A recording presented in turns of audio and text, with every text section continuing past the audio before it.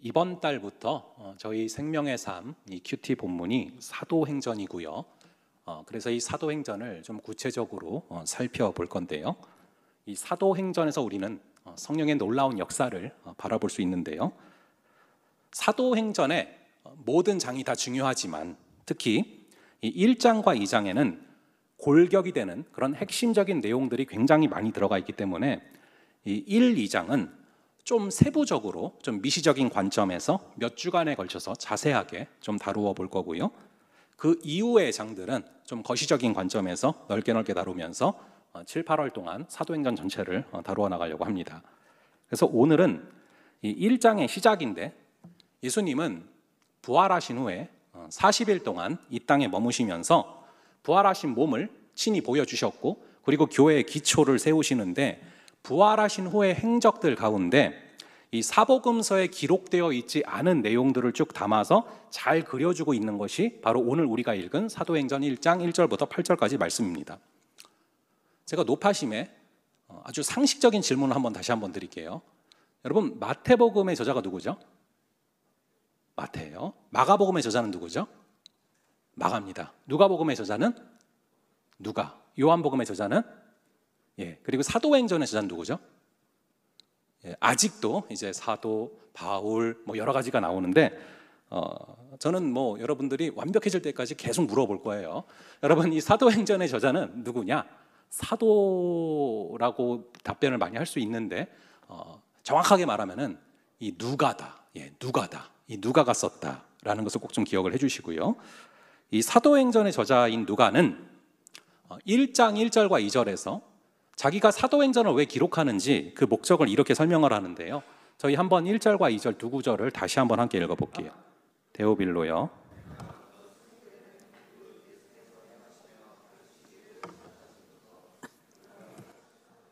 성령으로 명하시고. 자, 1절에 보니까 누구한테 쓰는 글이라고 나와 있습니까? 데오빌로요. 근데 누가복음도 여러분들이 좀 이따 가서 1장을 한번 보시면은 똑같이 수신자가 데오빌로에게 쓴다라고 써져 있어요. 그리고 1절에 보니까 내가 먼저 쓴 글이라고 나오죠. 누가가 내가 먼저 쓴 글. 이게 바로 누가복음이고요. 지금 사도행전은 두 번째 쓰는 편지다라는 얘기죠. 그리고 이어서 누가는 이 누가복음에 뭐가 기록되어 있었는지를 아주 간단 명료하게 요약하고 있습니다. 그게 이제 1, 2절에 나오는 거잖아요. 예수께서 행하시며 가르치시기를 시작하신부터 그가 택하신 사도들에게 성령으로 명하시고 승천하신 날까지의 일, 이게 바로 딱 두 줄로 누가복음을 요약한 내용입니다. 그러니까 이 누가복음이 승천하신 날까지의 일, 이것이라면은 사도행전은 승천하신 날 이후에 제자들을 통해서 어떻게 하나님의 나라가 확장되었는가, 이것을 전파하려는 것이다. 그게 바로 1, 2절에 암시되어 있는 내용인 것입니다. 여기서 하나 우리가 주목할 게 있어요. 2절에 보시면 예수님의 생애를 집약하실 때 그가 택하신 사도들에게 무엇으로 명하셨다라고 써져 있습니까? 그렇죠. 성령으로 명하시고, 이거예요. 성령으로 명하셨다. 이것이 예수님의 생애를 한마디로 집약할 수 있는 그런 단어입니다. 예수님의 생애는 성령으로 시작하셔서 성령으로 마치신 생애다라고 이렇게 말할 수 있어요. 예수님은 성령으로 잉태하셨습니다. 그리고 성령이 비둘기같이 임하면서 세례를 받으셨고 성령에게 이끌려 마귀에게 시험을 받으러 광야로 가셨죠. 그리고 결국에 마지막에는 제자들에게 성령을 받으라 하면서 승천을 하셨습니다. 그래서 예수님의 생애는 성령으로 시작하셔서 성령으로 마치셨다라고 해도 과언이 아닙니다. 이후에 3절부터 5절까지를 보시면 예수님이 부활하신 후에 40일 동안 뭘 하다가 무엇을 하시다가 승천하셨는지를 정확히 기록하고 있는데 우리 3절과 4절, 5절 이 세 구절을 함께 볼게요. 그가 고난받으신 후에 또한 그들에게 확실한 많은 증거로 친히 살아계심을 나타내사 40일 동안 그들에게 보이시며 하나님 나라의 일을 말씀하시니라.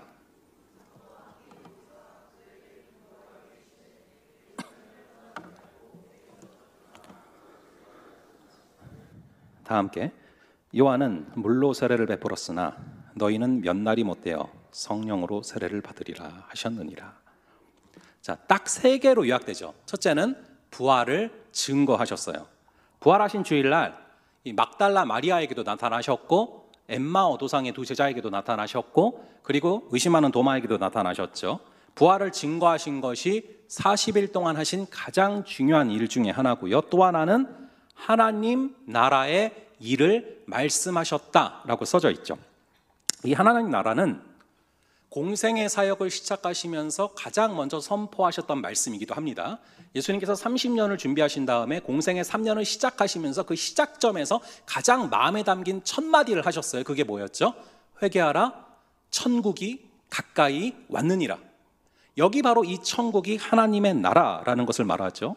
우리 예수님은 하나님의 나라에 대해서 누누이 이 공생의 사역 기간에 말씀을 하셨어요. 그리고 세 번째가 바로 아버지의 약속, 즉 성령을 기다리라 라고 말씀을 하셨다는 것입니다.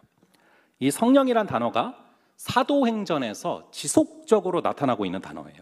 이 성령은 예수의 영 혹은 주의 영으로 표현되기도 하는데, 제가 이번 주에 사도행전 전체를 다시 한번 쭉 살펴봤는데 사도행전 전체에 총 54번의 성령이란 단어가 나옵니다. 그래서 이 아돌프 피어슨이라는 위대한 신학자는 사도행전에 대한 주해를 쓰고 나서 그 책의 이름을 성령행전이라고 붙였어요. 사도행전에는 성령의 놀라운 역사가 나타난다라는 것입니다.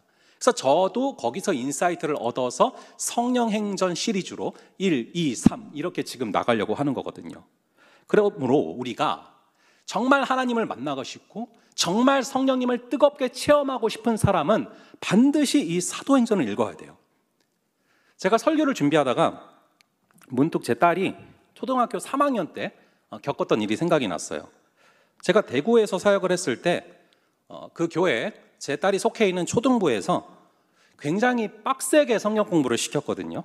근데 그해 여름에 이 성경학교가 있지 않습니까? 여름 성경학교 주제가 뭐였냐면은 사도행전이었는데, 성경학교를 앞두고 2달 전부터 이 초3 애들한테 뭘 시키시냐면은 사도행전 전체를 다 필사를 시키시는 거예요. 그러니까 1장부터 28장까지 전체를 다 필사를 시키시는데, 물론 이거를 뭐 강제로 시키진 않았고 이 자원자들에 한해서 이렇게 하는 거였는데요. 저희 아내가 우리 딸을 그거를 꼭 참여를 시켜야겠다라고 마음을 먹었더라고요. 그러면서 저한테 해줬던 얘기가 있어요. 왜 사도행전을 필사를 시키는 거에 꼭 우리 딸을 참여시키려고 하느냐 하면서 해준 얘기가, 이 사도행전을 쓰신 분이 성령 하나님이신데, 성령 하나님께서 감동하셔서 사도행전을 쓰셨는데, 그 사도행전을 직접 필사하면서 이 사도행전을 쓰게 하신 성령 하나님을 우리 딸이 꼭 만났으면 좋겠다, 그 마음으로 자기는 딸한테 시키고 싶다는 거예요. 근데 딸이 그 당시에 초3인데 그거를 여러분 순순히 따라가기가 쉬웠을까요? 어려웠을까요? 여러분들은 쉽겠습니까? 1장부터 28장까지 쉽지 않잖아요. 그래서 얘가 처음에 되게 궁시렁궁시렁했어요. 그러니까 저희 아내가 갖고 있던 철학은 뭐였냐면은 학교 공부를 좀 안 하더라도 여기에 우선순위를 둬야 된다. 그래서 이거를 먼저 해야 된다. 이 철학으로 가져갔거든요.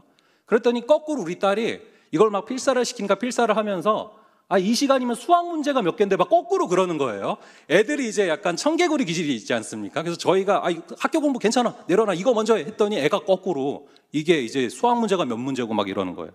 그러다가 또 나중에는 엄마가 안 쓰면 나도 안 써 이래가지고 아내가 같이 사도행전 필사를 1장부터 28장까지 다 하게 됐어요. 근데 그 기간을 통해서 하나님께서 정말 놀랍게 역사를 허락을 하셨는데, 저희 딸이 그렇게 불평을 하지 않았습니까? 이거 필사할 시간이면 수학 문제가 몇 개냐고. 근데 얘가 필사를 하는 2달 동안에 어떤 일이 벌어졌냐면은 학교에서 한 명한테 딱 주는 글짓기상을 딱 받게 하시는 거예요. 그리고 수학 문제를 항상 한두 개씩만 이렇게 실수로 틀렸다가 그 2달 동안에 만점이 나오게 하시는 거예요. 그러니까 얘가 스스로가 너무 놀라는 거죠. 자기는 분명히 이게 시간을 낭비한다 생각을 했는데 주님께서 지혜를 주시는 거예요. 근데 그 이후에 더 결정적인 일이 벌어졌는데, 여름 성경학교 때 무슨 일이 벌어지진 않았어요. 근데 여름 성경학교가 끝나고 그 다음 주 뒤에 2주 뒤였어요. 얘가 예배가 끝나고 와서 그런 얘기를 하는 거예요. 오늘 전도사님이 여리고성이 무너지는 그 말씀을 전하셨는데 오늘 그게 믿겨졌다고. 성령 하나님이 나를 만지셔서 그걸 믿겨지게 하셨다고, 왜 자기가 필사를 해야 되는지 깨달았다고 그 얘기를 하더라고요. 제가 그 기억이 확 났어요. 그래서 저희가 이제 캄보디아 선교팀에게는 사도행전을 꼭 통독을 하자라고 주문을 했어요. 근데 여러분, 이게 캄보디아 팀만의 얘기가 아니에요. 우리도 사실 할 수 있거든요. 제가 곰곰이 앉아서 제가요, 금요일 밤에 생각을 해봤거든요. 내일부터요, 일주일에 여러분 월화수목금 5일 있잖아요. 하루에 한 장씩만 딱 읽는 거예요. 그럼 한 주에 몇 장이죠? 총 5장이죠. 그리고 월화수목금 중에 읽지 못하는 날이 있다. 그럼 토요일 주일에 메이크업을 하면 되죠. 그렇게 해서 하루에 한 장씩만 딱 일주일에 5장씩만 읽어나가면 우리가 선교 떠나기 전에 다 읽고 갈 수가 있거든요. 자, 그래서 우리 캄보디아도 그렇고 백령도 팀도 그렇고 보내는 선교사인 여러분들도 그렇고 우리가 7, 8월 2달은 큐티도 그렇고 사도행전 통독을 좀 하면서 꼭 사도행전을 쓰신 성령 하나님을 만나는, 체험하는 역사가 있기를 주님의 이름으로 축원합니다. 우리 한번 4절의 말씀을 볼게요. 사도와 함께.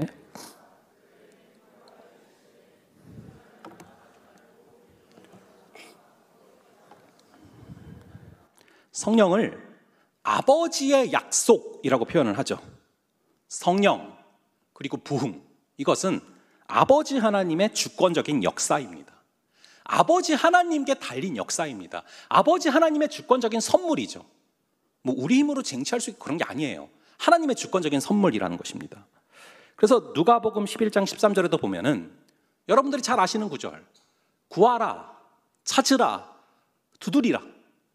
구하라 그러면 얻을 것이요, 찾으라 그러면 찾아낼 것이요, 두드리라 그러면 열릴 것이라 하면서 뭐라고 말씀하십니까?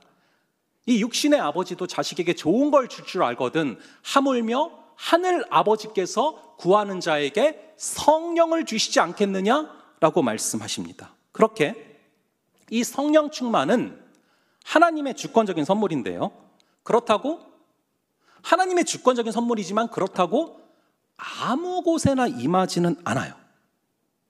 이 성령 충만은 하나님의 주권적인 역사이지만 아무 곳에나 임하지는 않고요, 간절히 사모하는 곳에 성령을 주십니다.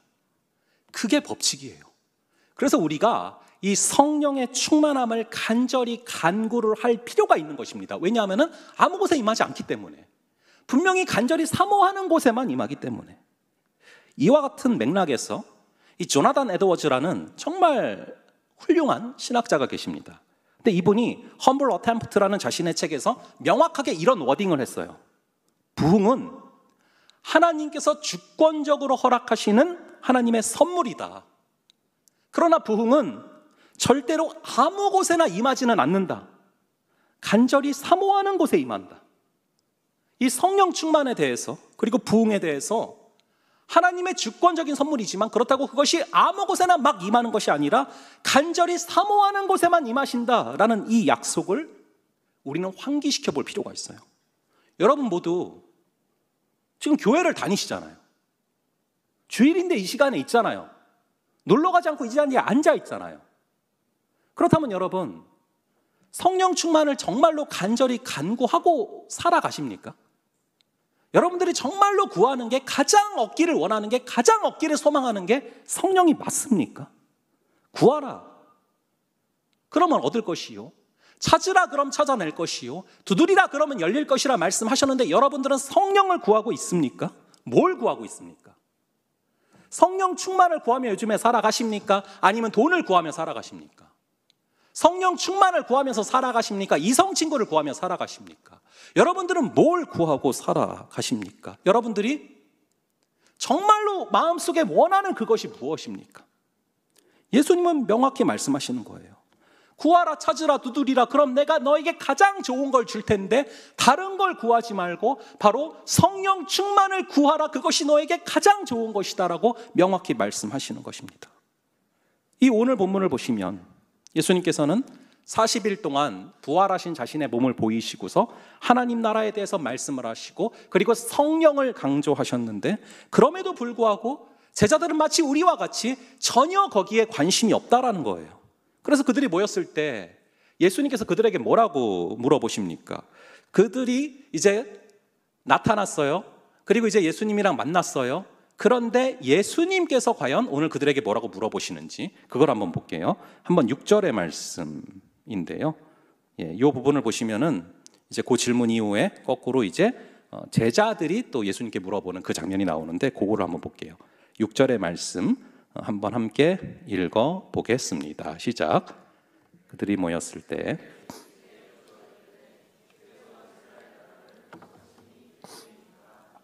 언뜻 보면 우리 주님께서 하나님 나라에 대해서 말씀을 하시고 그것에 대한 반응을 한 것으로 볼 수 있는데, 이 존 스토트는 이렇게 주석을 합니다. 이 구절에 대해서 이 질문은 완벽하게 잘못된 질문이다.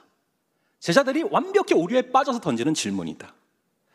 이 질문이 왜 잘못됐냐면은 이스라엘 나라를 회복시킨다, 하나님 나라를 회복시킨다라는 것을 정치적인 영토의 개념으로 아직도 이해를 하고 있는 거예요. 이스라엘은 이전부터 다윗 왕을 굉장히 좋아했습니다. 왜냐하면 다윗 왕 때 가장 큰 영토를 유지했고 가장 큰 강대국이었거든요. 그래서 제자들은 예수님께서 이제 부활도 하셨겠다, 부활하셔서 이제는 전투에서 전쟁에서 승리하면서 이스라엘을 가장 강한 나라로 만들어 가시겠구나라고 생각한 거죠. 제자들은 자주 자기들이 이인자라고 싸웠거든요. 왜냐하면 예수님이 왕이 되면, 예수님이 대통령이 되면 그럼 자기들이 최측근이기 때문에 돈도 많이 만질 수 있게 될 거고 그리고 권력도 얻게 될 거라고 생각을 한 거예요. 그래서 존 칼빈 역시도 이 부분을 주석하면서 이 구절은 단어 한마디 한마디가 완벽하게 잘못된 질문이다 라고 말하고 있어요. 우리 예수님께서는 끊임없이 영적인 하나님의 나라에 대해서 말씀을 하고 계시는데 그럼에도 불구하고 제자들의 사고는 전혀 그렇지 않다라는 것이죠. 우리 주님은 영적인 하나님의 나라를 말씀하고 계시는데 제자들은 정치적인 이스라엘 강대국을 염두에 두고 있는 것입니다. 이 제자들은 주님이 직접 가셔서 택하신 자들이에요. 그리고 3년 동안 예수님과 합숙을 하면서 직접 예수님의 곁에서 배운 자들입니다. 그리고 주님의 부활을 직접 눈으로 목도한 사람들 아닙니까? 그럼에도 불구하고 이 제자들이 여전히 아직까지도 1장 6절까지도 세상을 향한 욕심으로 가득 차 있다라는 걸 보면은 거꾸로 좀 은혜가 되기도 해요. 이 제자들이 지금 우리보다도 신앙이 못한 사람들이라는 것이죠. 그럼에도 주님께서 제자들을 끝까지 포기 안 하시고 끝까지 다가가시고 회복시키지 않으십니까? 그런 주님께서 우리도 끝까지 포기하지 아니하시고 다가오사 성령 충만함을 허락하시고 주님의 나라를 사모하는 자들로 세우실 것을 믿으시기 바랍니다. 그러한 제자들의 어리석은 질문에 대해서 예수님께서는 뭐라고 말씀하십니까? 우리 한번 7절의 말씀을 읽어볼게요. 이르시되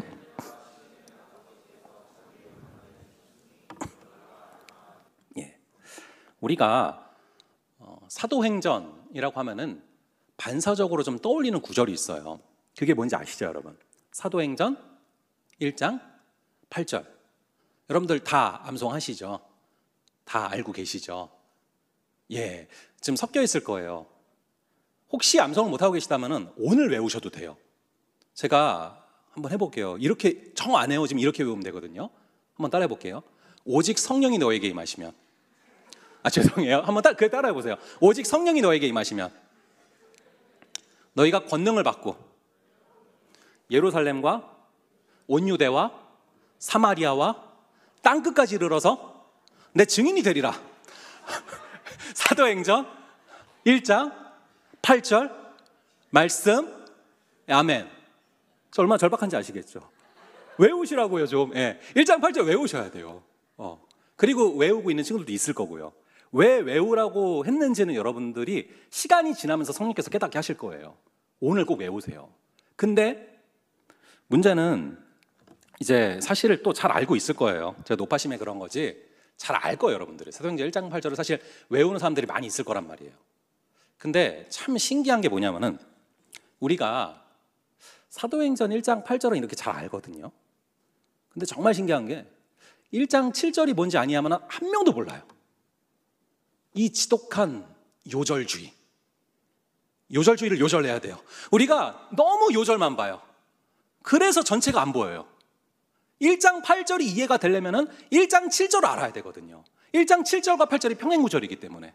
그래서 1장 7절을 우리가 지금 읽었잖아요. 근데 1장 7절을 보면요, 이 7절을 통해서 주님께서 제자들이 왜 잘못됐는지를 명확히 말씀하고 계세요. 때와 시기는 너희의 알 바 아니다. 아주 강하게 말씀하시죠. 때와 시기는 너희의 알 바가 아니다. 이게 무슨 말이냐면은 피조물의 영역이 따로 있고, 그리고 창조주 하나님의 영역이 따로 있다라는 것입니다. 그럼에도 불구하고 이 피조물은 끊임없이 창조주 하나님의 영역을 침범하려고 하는 근본적인 죄성을 갖고 있다는 것이죠. 그게 바로 루시퍼가 범한 죄고, 그게 바로 하와가 범한 죄고, 그리고 원죄를 이어받은 인간들은 하나님의 영역을 침범하고 그 선을 계속 넘어가려는 그 시도를 끊임없이 하게 됩니다. 그런 죄성이 우리 안에 있다라는 거예요. 이 때와 시기는 너희의 알 바 아니요. 이 때와 시기는 사실 여러분들이 많이 들어본 단어예요. 이 때라는 단어는 크로노스라는 단어, 그리고 시기라는 단어는 카이로스라는 단어입니다. 시간의 개념이 크게 두 가지가 있잖아요. 이 크로노스는 기계적인 시간의 개념을 말합니다. 하루 24시간이 있고 24시간이 쭉 흘러가는 거, 그거를 갖다가 이제 우리가 크로노스라고 하고, 이 시기라는 단어는 카이로스라는 말을 쓰는데, 카이로스는 기계적인 시간이 아니라 하나님의 역사가 임하는 순간, 하나님의 타이밍이 임하는 순간, 하나님을 만나는 순간, 그것이죠 바로. 그래서 저는 그 예를 쓰는 걸 좋아하거든요. 축구 90분이 쭉 그냥 흘러가요. 그거는 바로 크로노스의 시간이죠. 그런데 그 시간 가운데 골이 들어가는 순간, 아니면은 정말 결정적인 것을 막아내는 슈퍼 세이브라던가 이런 것들, 이게 바로 카이로스의 순간이라는 것이죠. 즉 하나님께서 언제 역사하실까 하는 것, 하나님께서 언제 어떻게 역사하실까 하는 것은 전적으로 하나님의 영역이라는 것입니다. 이 세계는 두 가지 세계가 있습니다. 하나는 보이는, 눈으로 보이는 세계가 있고, 하나는 보이지 않는 영적인 세계가 있어요. 그래서 하나님은 영이시지만 계세요. 영이셔서 보이지 않지만 계세요. 그 하나님이 계시는 영적 세계가 있다. 그걸 여러분들이 잘 아시지 않습니까? 그 세계에서는 지금 이 시간도 영적 전투가 치열하게 벌어지고 있다.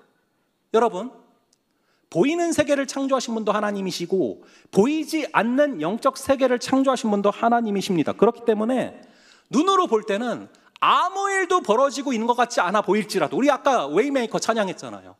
눈으로 볼 때는 아무런 일이 벌어지고 있는 것 같지 않을지라도 보이지 않는 세계에서 우리 주님께서 일하고 계시기 때문에 반드시 하나님이 역사하시는 그 타이밍은 여러분들에게 다가옴을 믿으시기 바랍니다.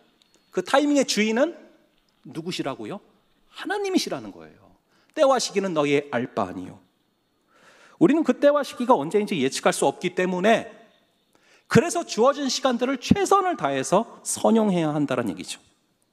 기독교 역사상 많은 이단들이 예수님이 재림하실 때와 시기가 이때다, 나는 그 때를 알고 있다 말하면서 이단이 됐죠. 만약에 우리가 그 때와 시기를 다 안다면 그것은 더 이상 피조물이 아니에요. 창조주죠.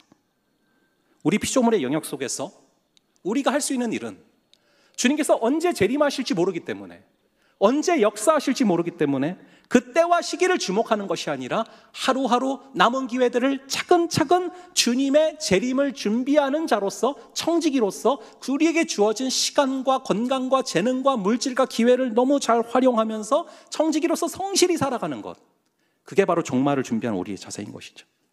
다시 본문을 보시면 제자들의 관심사는 여전히 하나님의 나라가 아니라 세상의 나라였다라는 것입니다.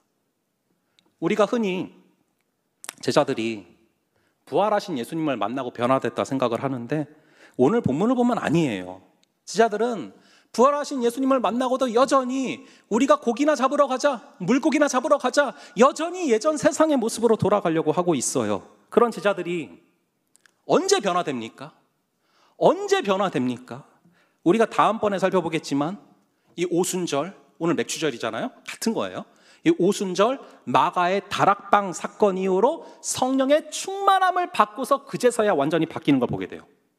그 전까지는 예수님을 죽였으니까 그 다음은 자기들 차례니까 자기들이 죽을까 봐 두려워서 예루살렘의 한 집에 꽁꽁 숨어가지고 문 닫아놓고 두렵고 의기소침하고 너무 걱정하고 염려에 쌓여서 절대 밖으로 나가지 않는 그런 모습이었단 말이에요.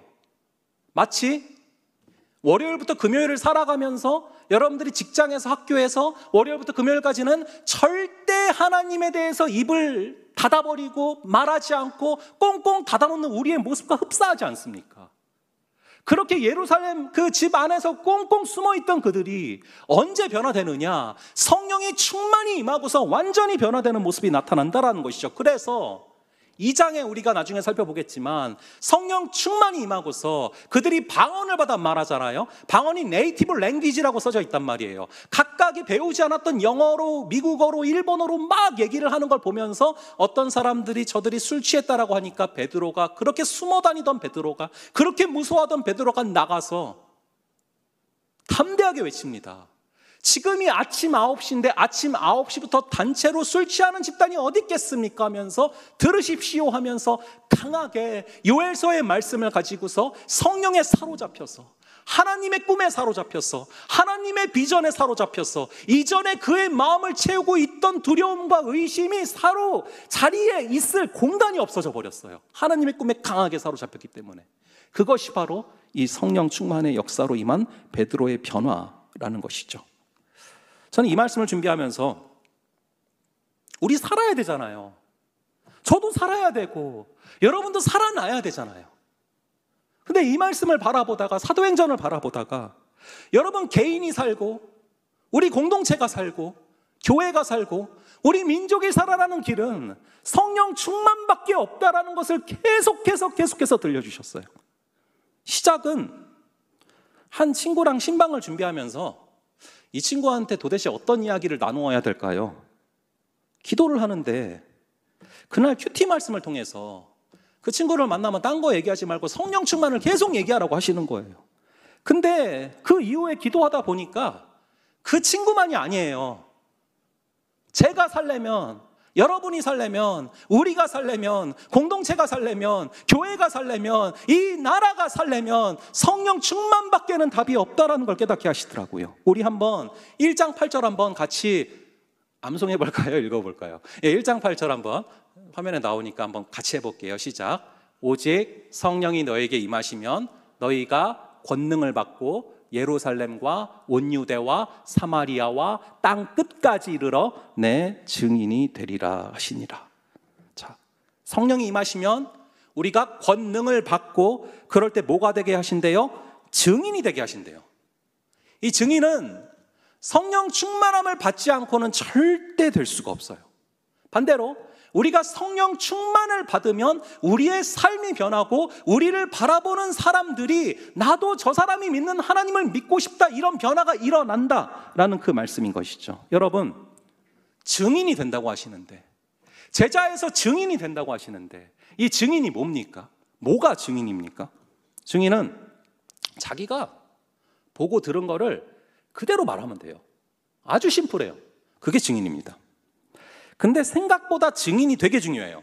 이 법정에 보면은 이 증인이 아주 결정적인 키를 쥐게 되는 경우들이 있습니다. 그런 영화들 꽤 많이 나오거든요. 그래서 여러분, 왜 이 피고랑 원고가 법정에서 보면 싸우지 않습니까? 그런데 피고랑 원고가 싸우는데 피고 측에서 이기다가도 원고 측에서 아주 결정적인 증인을 확보하게 되면 완전히 판세가 뒤집어버리는 그런 현상들이 벌어진다라는 것이죠. 그래서 이 증인이 출두해서 법정에 서게 되면 꼭 하는 말이 있어요. 저는 위증하지 않겠습니다.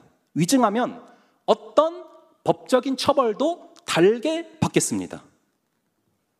우리가 살아야 될 삶은 위증의 삶이 아니라 증인의 삶이에요. 이 위증의 삶은 거짓말을 하다 보니까 또 거짓말을 해야 되고 그 거짓말에 자기가 꼬이고 복잡하고 자기 자신도 헷갈리고 그러다 보니까 능력이 없어요. 복잡하니까 능력이 없어요. 근데 증인은 아주 심플해요. 보고 들은 그대로 말하면 돼요. 단순해요. 단순하니까 강력해요. 힘이 있어요. 자기가 만들어낼 필요가 없어요. 보여주신 거 그대로 말하면 돼요. 주신 마음을 그대로 갖고 살아가면 돼요. 그래서 심플하고 강력해요. 아까 증인이 피고 측과 원고 측의 싸움에서 결정적 역할을 하게 된다고 말씀드리지 않았습니까? 그래서 피고 측이 이기다가도 원고 측이 강력한 증인을 확보했다. 그러면은 이 원고 측이 그 확보한 그 증인이 있는 것을 알고 이 피고 측에서 어떻게든 손을 써서 그 증인이 법정에 출두하지 못하게 하려고 노력하는 그런 모습들, 영화에도 많이 그려지고 그런 현상들이 실제로도 많이 그려지지 않습니까? 마찬가지예요. 우리가 하나님을 증거하는 증인의 삶을 살려고 하죠.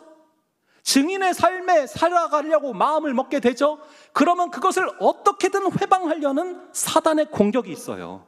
그런데 오직 성령이 너에게 임하시면 너희가 권능을 받아서 그 회방이 두렵지 않게 될 줄로 믿습니다. 그 회방을 이겨내는 역사가 임하게 될 줄로 믿습니다. 여러분, 이 권능은요, 성령이 임하시면 권능을 받는다고 했는데, 그래서 증인이 된다고 했는데, 그래서 회방이 두렵지 않게 된다고 했는데, 이 권능이 뭔지 아세요? 성령이 임하시면 권능이 주어진대요. 이 권능이 뭐냐 하면은 권세 더하기 능력이에요. 권세와 능력이 주어진다는 거예요. 우리 다 권세 있어요. 여러분 다 하나님의 딸이고 아들이잖아요. 저도 그렇고 우리 다 예수님의 제자잖아요. 권세예요. 근데 그 권세를 실제로 삶에서 행할 능력은 다 달라요.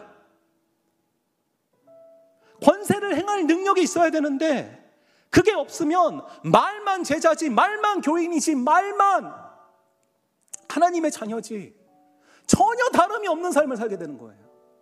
그 능력이 성령 충만히 부어질 때 주어진다는 거예요. 권세와 능력을 잘 설명할 수 있는 방법이 있더라고요. 제가 캐나다에서 3년 살면서 거기서 이제 몇 번 또 시애틀도 갔어요. 미국도 가고. 근데 거기서 굉장히 눈에 들어온 것 중에 하나가 뭐였냐면은 공권력의 차이예요. 캐나다 경찰이랑 미국 경찰, 우리나라 경찰이랑 굉장히 큰 차이가 있더라고요. 공권력을 수행할 능력이 달라요. 실탄 들고 있어요. 쏠 수 있어요. 사람들이 기본적으로 쫀단 말이에요. 근데 제가 우리나라에서 경찰분들 보면은 참 개인적으로 막 안타깝고 막 죄송하고 그래요. 뭐 이게 티켓 끊어야 되는데 막 경찰차보다 범인차가 더 빨리 가서 없어져요. 막 쫓아가다가. 권세를 행할 능력이 없는 거예요.